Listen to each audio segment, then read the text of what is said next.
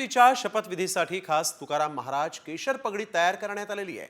पुण्यातील मुरुडकर झेंडेवाले यांच्याकडे या पगड्या तयार झालेल्या आहेत। देवेंद्र फडणवीसांसह अजित पवारांच्या पक्षातील काही नेत्यांसाठी खास पगड्या बनवण्यात आलेल्या आहेत। राष्ट्रवादीच्या मागणीनुसार गुलाबी पगड्याही इथं तयार करण्यात आलेल्या आहेत। या संदर्भात अधिक माहिती देत आहेत आमचे प्रतिनिधी। उद्या राज्याच्या मुख्यमंत्र्यांचा शपथविधी होणार आहे। त्या पार्श्वभूमीवर पुण्यातील मुरुडकर झेंडेवाले यांच्याकडे काही फेटे नेत्यांचे बनवण्यात आले आहेत। त्या ठिकाणी त्यांचा सत्कार होणार आहे। ही खरं तर तुकाराम महाराज केशर पगडी अशी याला नाव आहे। या ठिकाणी बऱ्याच नेत्यांची नाव आपल्याला या ठिकाणी दिसत आहेत। अजितदादा असतील, धनंजय मुंडे असतील, विजयसिंह पंडित यांचंही नाव या ठिकाणी दिसतंय, पंकजा मुंडे आहेत।